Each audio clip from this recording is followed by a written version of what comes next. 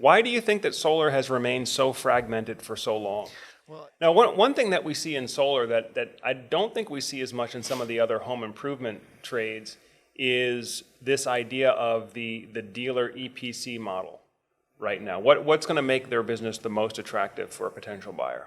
When do you think, hey, maybe this is a time when you should start thinking about selling your business, you know?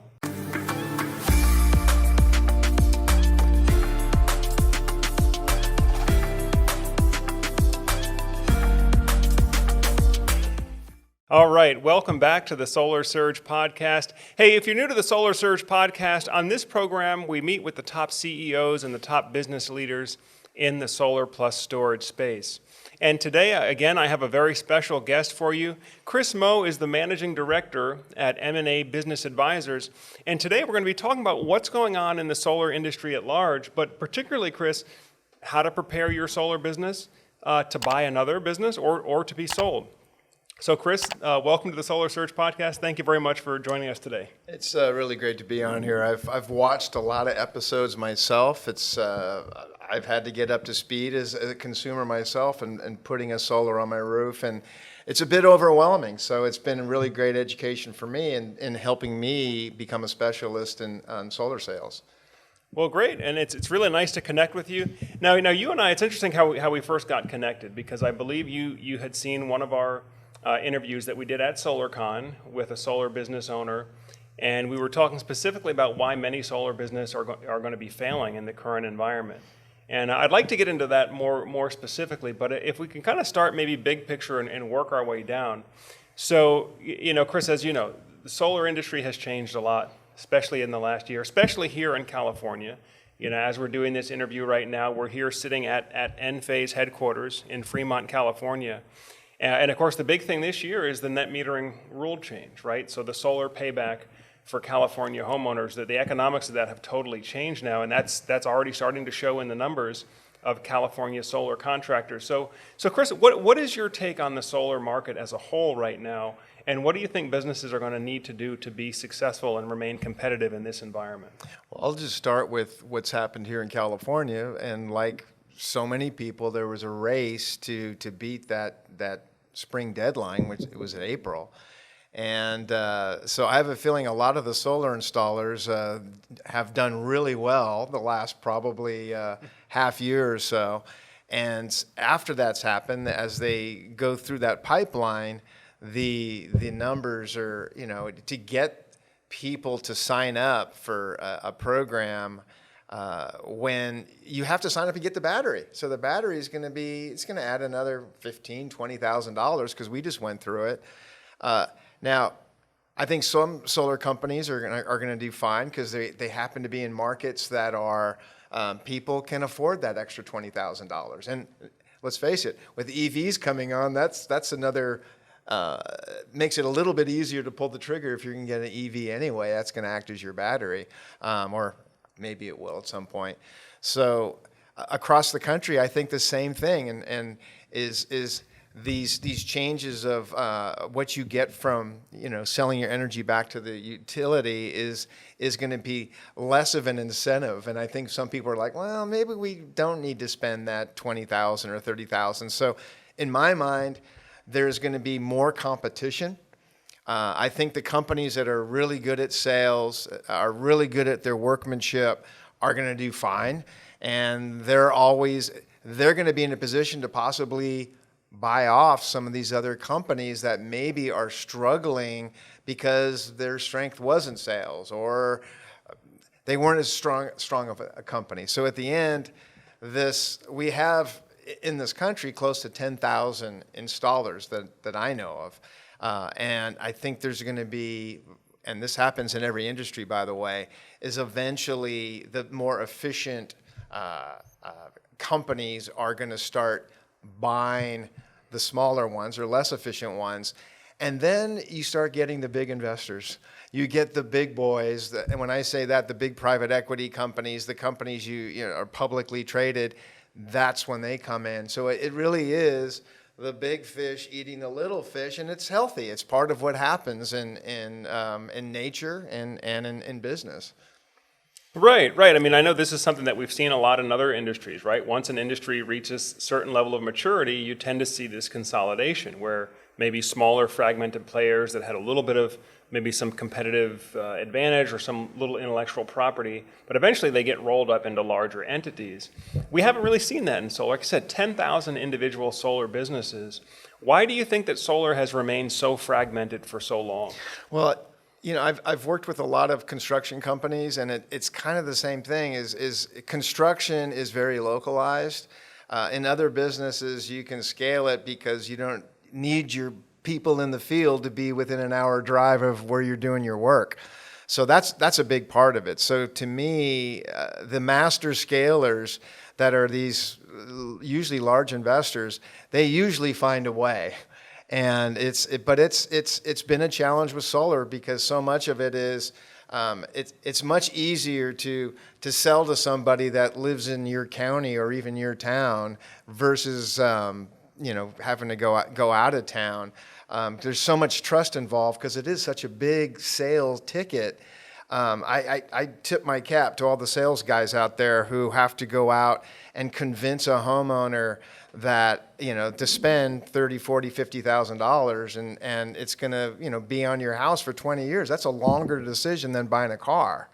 So it's such a big part of this industry, and I think that's the part the big guys will eventually work out, and that's kind of what we're here for. I've gotten excited about this industry. For one, I'm a consumer. I'm excited about going electric for sure. At the same time, I'm seeing the same thing in HVAC, in electrical firms, electricians, roofing companies, flooring companies, all these companies that are where you design and then you install are kind of the same. And so construction has been kind of slow to the opportunities are incredible, even though construction or service type of businesses like that are close to 20% of our economy. I mean, it's a big deal when we have people doing these installs because it's employing a lot of people, and all the other tangential businesses, whether it's insulation, whether it's making your house more efficient, is really good for the economy and at the end for the world because it's going to actually we're using less fossil fuels. Yeah, no, it's been exciting too. I mean, there's so many questions that come to mind based on what you just said there, and you're right. It has been a very, very exciting last decade, really, in solar in particular. Now, you touched on the fact that the solar business model, if you're talking about the solar contractor, the solar installer, is very similar to other home services or home improvement businesses, whether it be flooring, remodeling, Absolutely. that Yep. sort of thing. One question that comes to mind is, why do you think that particular business model or that particular business category historically has not been very popular with venture capital or high growth investors? Typically in construction, so much of the business is usually like a general contractor. It's his relationship with getting business. And when you take that piece out, it's too big of a part of the business that they can't really replace. They don't want to be construction workers themselves. They want people. So in a lot of these construction deals, it's usually tied in that the owner's going to stay on for a term. Could be 1 year, 3 years. I mean, the investors would love for him to stick around for 10 years quite often, but they're not going to. That wouldn't make sense, really. So that's the main reason is unfortunately, small businesses, the owners are too involved. And that's the advice I usually give. And I have, some videos like you that talk about this, where I bring on guests and talk about what you can do to make your business more valuable. But I'll tell you what it is. Try to make yourself redundant. I mean, try to get other people in your operation to really take over your role as much as possible. And that's hard for business owners. Yeah. Business owners, that's why they're in business. They like to be in control. But the more you can really empower your number 2 people, your number 3 person, you want to have them going out doing the sales. You want to start handing off the baton so you can go to your favorite vacation place and the business is still going to do well. that's really attractive to a buyer. And it's going to make your business more valuable at the end. That makes a lot of sense. That makes a lot of sense, right? At the end of the day, it can't be a one-person operation. It's got to be a real business with repeatable processes. Now, one thing that we see in solar that I don't think we see as much in some of the other home improvement trades is this idea of the dealer EPC model. What I mean by that is where you may have a separate sales company whose job is to go out there and maybe they're knocking on the doors or they're trying to get customers in, and then you have a separate contractor that actually does the installation, does the construction work. Does that model make a business more or less attractive for a potential investor? I don't really have an answer to that, except for it seems to be going more and more in that direction. I mean, I think there's some companies that are really good at the sales side, because I know of companies, the same thing is happening. I'm working with a flooring company. They're really good at sales, but they third party out the installs. And so it's very similar to what we're talking about in solar. I'm working with a company right now that started in sales and had the third party, installer, and they became, great partners. But now they're doing more of the installs themselves, and that's making them more valuable to be able to do all that in-house. Okay. So, all right, let's take it one step at a time then. So, first off, again, where our sort of connection started was we were talking about why many businesses are going to be failing in the current environment. And we talked about things like rising interest rates, rising financing fees. But another thing we talked about is the fact that many solar businesses don't have sound accounting practices. And so many of the businesses that may think they're doing well, if all they've known is a constant growth environment, many of these businesses may be on shaky ground, or many of them may actually be losing money at the end of the day once proper accounting principles are applied. So let's start there. Why is it so important to have proper accounting principles and practices for a successful solar business, or for any successful business? For any business. So it's very similar. If even for the people who are watching or who aren't in the business, if you have to get a loan from the bank, what the bank makes you have to go through. They want to know that if you can't pay off your loan, that they're going to have some kind of security that's going to back that up. So for a business, if you don't have a lot of equipment as security or real estate, then your security is your earnings.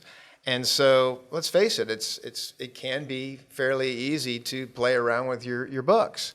So it doesn't matter what kind of business I'm selling, the first thing that I'm interested, I will get, because I'm going to work with the owner and deciding or creating the valuation for them, the value of their company. It starts with, what's your tax return showing? What's your top line that you're paying the government?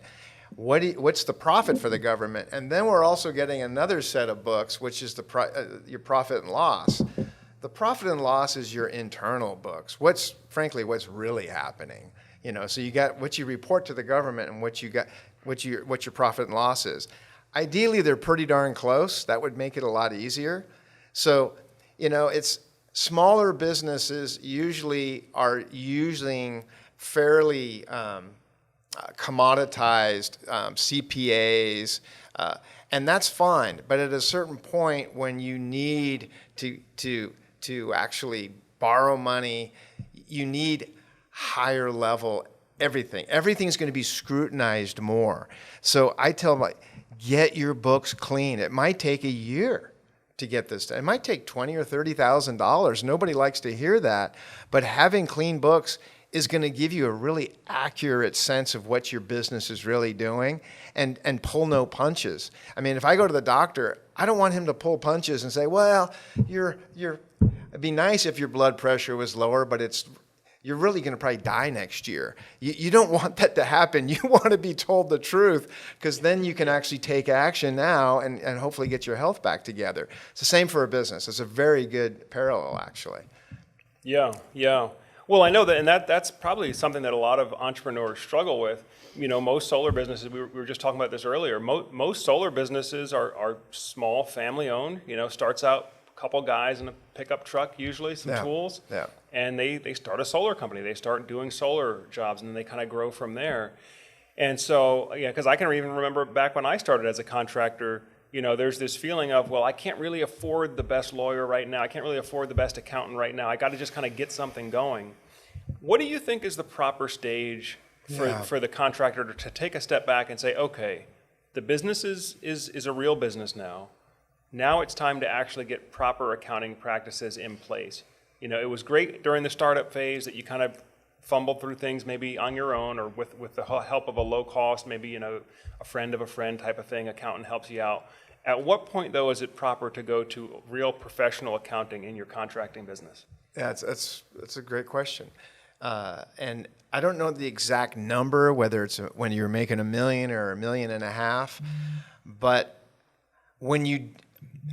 that investment is going to pay off in multiples for you.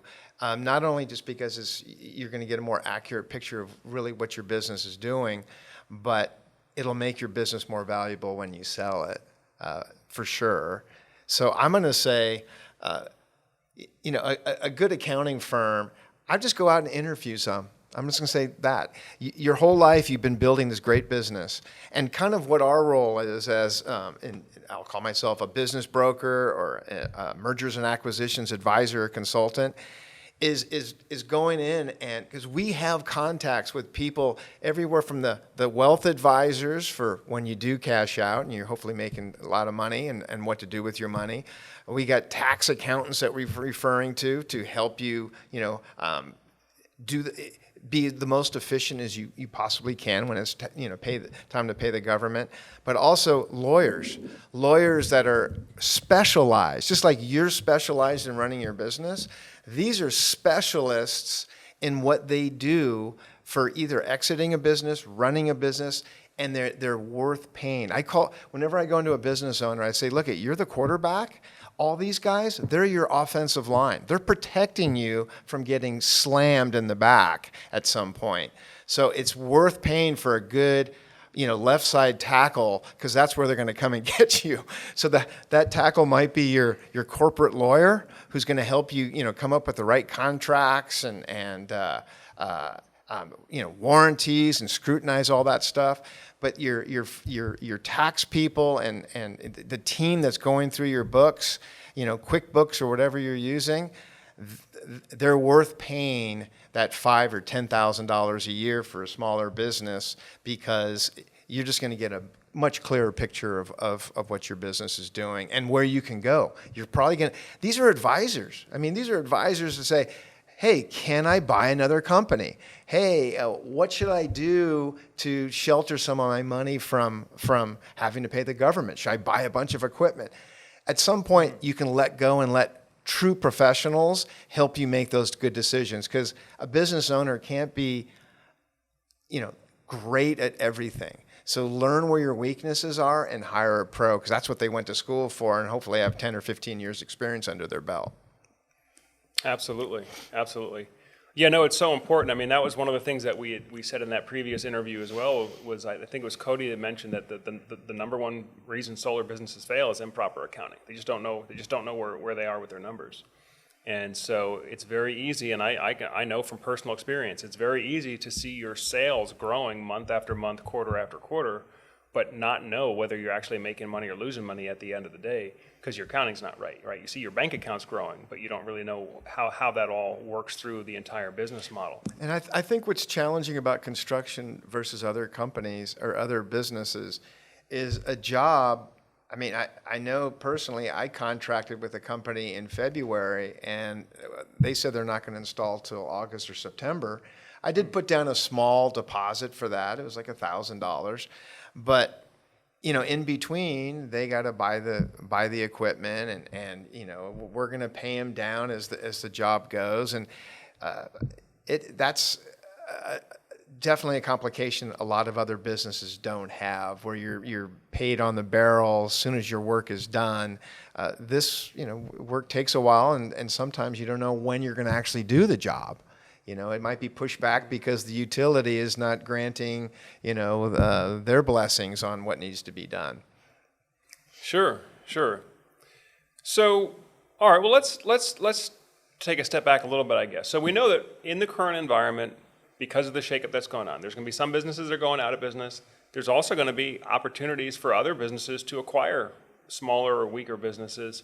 So let's start first. Let's say for somebody out there who's a solar contractor and they're looking to prepare to sell their business, what should that business owner be focusing on right now? What's going to make their business the most attractive for a potential buyer? So one of the fun things about my job is I get to talk to business owners, and I think business owners are special people. They're I think what makes our country great is they drive the economy. They hire people. And any business owner understands in the beginning, it doesn't matter what it is, it's a lot of work. There's no 5-day week. There's no 40-hour week. You got to do whatever needs to be done to get your business going. So at the end, when you start thinking of your business almost like an appreciable asset, like a home, over time, your house is going to appreciate probably 5% of a year. So if you just ran a nice operation, you're making $2 or $3 million a year, and you're paying the bills, you got a retirement fund and all that, that's great. You might just ride that out and then you retire at 50 or 55. But I'd like you to think about this. Think about if you invest in your business, as in keep a really good crew, you got really good books, that business is appreciating. Because when you eventually want to get out of the business, you're probably going to get 3 times your profits. So if you're making $300,000 in profit, that's bona fide, it's good books, you're going to probably stand to reason about $900,000 or so. There's a range there, and that's what we can talk about, is what creates that range. But let's just say along the way you bought another company. Let's say you bought a company just like yours, and now your company is doing $600,000 in profit. You're doing well enough where you might even buy the real estate that you actually park your trucks and hold your inventory and stuff. That makes you even more valuable. So the more you kind of start adding, the analogy is with your house. When you put on a new roof and you put on a solar system, you're adding value to your house. So when your company gets to about $1 million, those multiples will start going up. If you get your business to go to $3 million EBITDA, which is basically just your profits minus what you would have to pay somebody to take your role, let's call it $125,000. If you get your EBITDA, or let's just call it profit, up to $3, $4, $5 million, you might be worth 6 to 9 times on you. So now you're looking at real serious money. We started at being able to sell your business for, it's a nice little small solar business for maybe $1 million. I've sold a lot of those kind of businesses, and that's where most of the audience probably is in that range. But I just want you to just plant the seed. Think about buying out, because if you bought another company like that, usually the seller, he'll finance a good part of that. You don't have to go to the bank necessarily for that.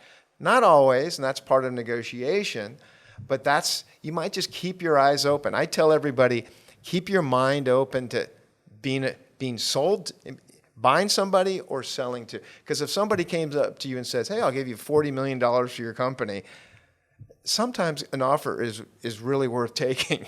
So the idea is keep your mind open and ask and let people know, I'm interested. And when you talk to people like me or investors that you run into at conferences or whatever, ask them, what would I do to my company to make us more attractive to you guys? What can I do to make it more valuable? So I'll just go down the list. Really good, clean books. 2, have a really good reputation. That's kind of, do really good work so you're not having to go back and fix your jobs. I wrote down a couple other things here. Just good systems in place. You got a great sales team.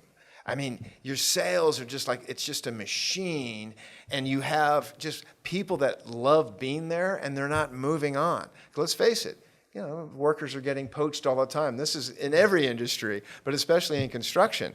These are like athletic teams. When you have a good team, then People want to be part of a winning team. It doesn't matter if they're the installer, the sales, it doesn't matter what they're doing. They like feeling part of that because usually there's a little bonus at the end of the year for everybody, which is nice. And there's people like to work with other successful people. People take pride in their work. So if you have all those things, you've created that DNA in your company. I'll tell you, buyers, they see that. I mean, that's what you're looking for in another company. If you're on that side of the fence, it's like, hey, what's the culture of this? Or do people take pride in their work? That's what you're looking for. Okay. So I guess maybe somebody out there, they haven't really thought about, hey, I'm going to sell my business. When do you think, hey, maybe this is a time when you should start thinking about selling your business? We might think about people that are approaching retirement age, but what are some other cases where somebody ought to really start thinking about how to exit their business?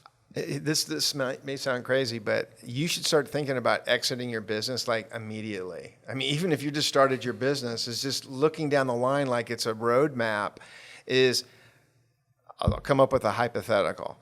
I want to have $5 million in the bank when I retire, and if you get to that $5 million when you're 40 years old, fantastic. But the reality is most people don't. Most people don't think about selling their company until they're at close to retirement age. The earlier you start thinking about it, the more you can start getting things in place for either growing your business or just making it more attractive to somebody who wants to possibly buy it. The earlier you start thinking about what do I need to retire, even if you're 30 years old right now, if you're like, okay, I want to have this life. This is part of exit strategy. It's kind of what we do as consultants.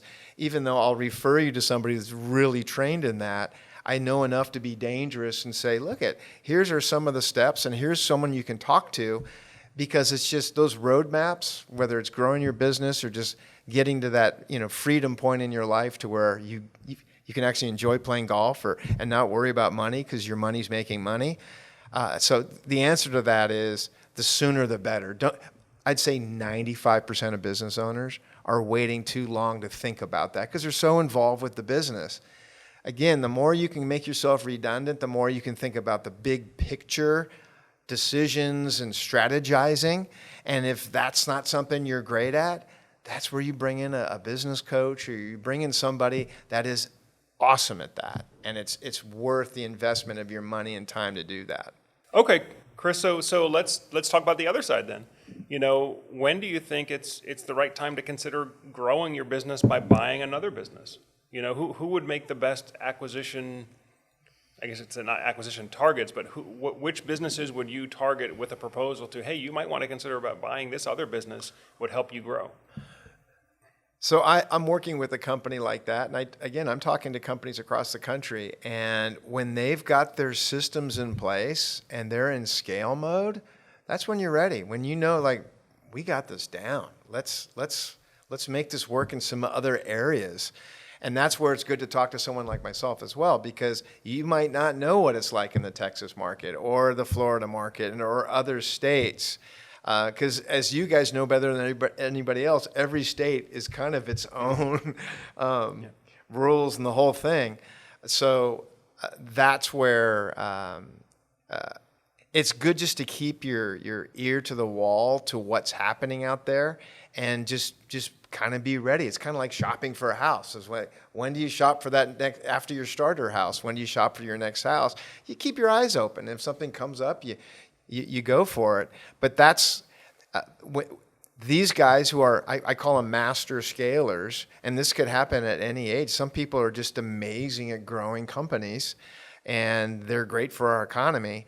And I love working with them because they are serial entrepreneurs. They can't help themselves, and they're just really good at growing. So I know when I find one of these guys, I might sell them 5 different companies, and they might not all be in solar. You might even be thinking about, well, you know what? Maybe we should get into insulation, or maybe we should get an electrical firm to add into as our services. And I'm seeing this across the board in construction is more of this integration. Plumbers are buying HVACs, and HVACs are buying electrical, and solar might be buying anything to do with making the home more efficient.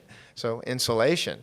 So point is keep your eyes open, because you're going to be more attractive to the bigger fish. When I talk to bigger fish, these are these private equities. Some of them are publicly traded.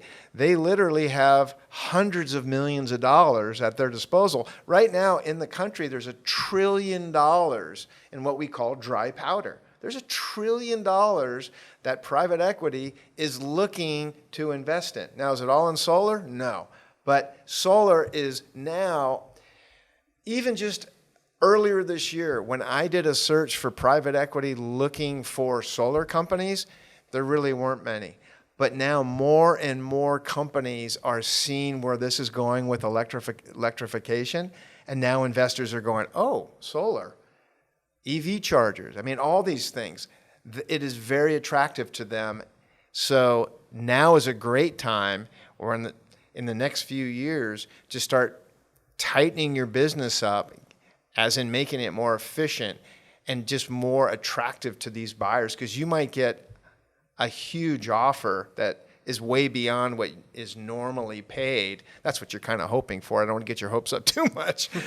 But the reality is, it is a good time, because this solar is not going away.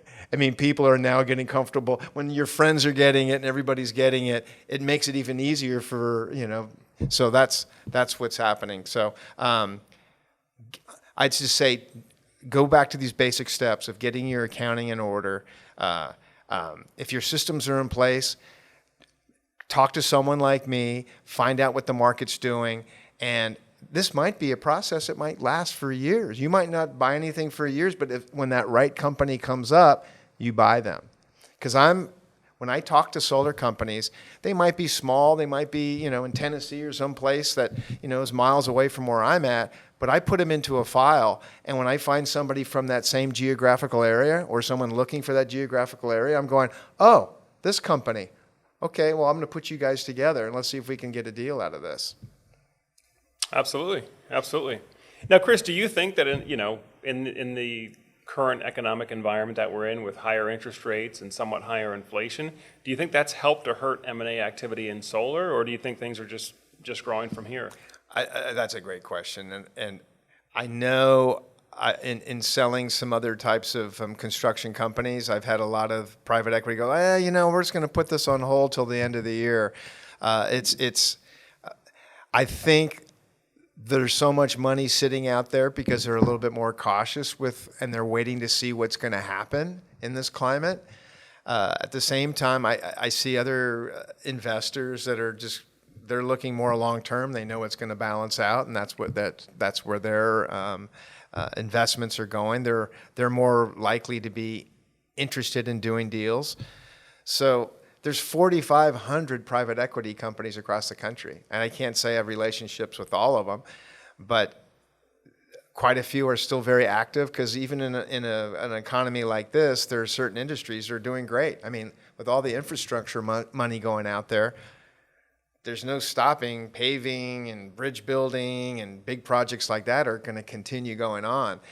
And in my mind, when those guys are all working, they're more likely to put solar on their roof. I mean, it's interesting how, it all kind of cascades and helps the entire economy. So construction is so big, and I've been a big fan of the infrastructure money, and the next 5 years at least is going to be good for everybody, I think, in trades and construction.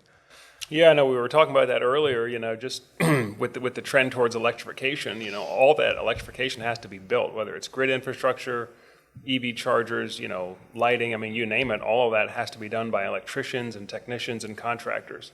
So even if solar is slowing down, like here in California, for example, maybe direct solar panel installation may slow down, but there's other electrification-related opportunities where those very same resources and professionals can take advantage of some of that opportunity.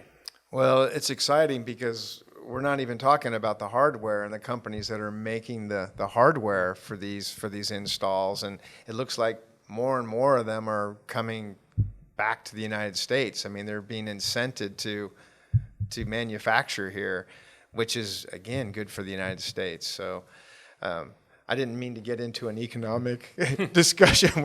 We'll take it back to solar, but I think it's an exciting time. I'm thrilled to be in solar. I've watched and enjoyed a lot of your shows. I'd call you the professor for my my learning curve for sure, having just been somebody who had really no clue about solar. And then I interviewed 5 different companies and went through the process, and it's overwhelming. And, so this channel is a great service I know the installers appreciate what you bring, but also the people that, like me, had to make tough decisions on, what solar, or what panel, and then all the different microinverters, and then it's overwhelming for someone who doesn't come from that background. I mean, you've been doing this for 10 years plus, and we were kidding around that is old school. I mean, anybody who's been in the solar for longer than 10 years, they probably all know each other. Well, it's really interesting. Again, as we're doing this interview, we're right here at Enphase headquarters here in Fremont, California. So we're going to learn more about some of the new microinverters, some of the new batteries, and different hardware products that are coming out. But no, Kris, I mean, when I first got involved in solar, it was such a fringe kind of thing. Not in a bad way. I mean, a lot of it were like people that were like environmentalists back from the 70s when solar panels, I think Jimmy Carter had some solar panels on the White House way back then. And so there were some people that I met that were into it from way back then. But the economics weren't there. There wasn't really a viable business model. You might have 1 or 2 clients that were just willing to pay whatever price because they just wanted solar that bad, but it wasn't that mass market appeal, that scalable. There were no financing options. So it was people that were hardcore solar or environmental enthusiasts that were in the community, and that was basically it. That was basically it. But now to see the industry coming to maturity is really exciting for somebody like me. And then to be invited to come here at one of the leading home battery manufacturers to kind of see how they build their product and talk to the people behind it, it's very, very exciting. All right, Kris. So, we've spoken a lot about sort of what's going on in the industry, consolidation, potential M&A activity. But where do you see things going longer term? Let's say 5 to 10 years out into the future. Where do you see the solar industry? What does it look like? It ties in directly with the whole energy world, and we all need energy from running our phones to getting around, and it's. I mean, I see solar being on the side of buildings. I see solar being on roads, somehow, constructed into, sidewalks everywhere. We're going to have lots of energy, and we need lots of installation of this to happen. And then with the companies like Enphase, how they're connecting that up so we can access it. It's an exciting time. I'm just on the business side of all of that. How people use that energy, I hope it's not sitting around watching TV. I think but at the same time, if they're watching your solar surge, they're getting something out of it. It's so it's an exciting time. I can't really. I'm not so great at the crystal ball thing with what we'll be doing with the energy. All I know is that I'm excited about in especially rural areas, just people who otherwise it was a stretch for them to afford turning on the air conditioning or the heater or whatever. Now they can. And we're going to have lots of devices, that's for sure, whether it's keeping our house safer, whether it's just monitoring things. It opens up just so many opportunities that it kind of makes your head swim. It's so where do you think it's going to go? Well, I think as you and I were talking about earlier, I think prices are going to be coming down, and I think solar is going to be like a utility in terms of just pervasiveness. I think it's going to be everywhere. I think it's going to be cheaper than traditional sources of power, that sort of centralized distribution of power model. And with it, I think is going to come internet access and information access, and I think areas that have historically unreliable power grids are going to continue to really embrace this technology aggressively. Places like West Africa, where I have family, where the power goes out a couple hours a day every day, and people have generators or they have solar panels or they do something already to take more control of their energy situation. I think we're going to see more of that. You think batteries then, is it going to be their backup? I think having some battery storage, even if it's enough just to run a couple of outlets, to run your laptop, for example, or to run your cell phone so you can get internet connected. I think that's just a no-brainer. But for those that can afford it, I think whole house type backups, and we see it right now for wealthy people in West Africa. They are buying whole house battery backups. In many cases, whole house battery backups with diesel generators backing up the batteries, so that they don't have to have their power interrupted. There's only a small segment of the population there that can afford that kind of a system. I think what you and I were talking about is that this is going to become more affordable for the masses. Particularly in some of these developing countries where there's a much larger, poor, wealthy divide. I mean, I can just imagine, look what happened in our own country when all of a sudden air conditioning made it possible for more people to move to hot areas like Houston or you name it. It's hard to work or do anything when it's over 100 degrees. I mean, it's uncomfortable. And in these other, maybe in our own country, if they don't have a good HVAC system, it's hard to sit down and be a student and learn when it's 95 degrees. It's very uncomfortable.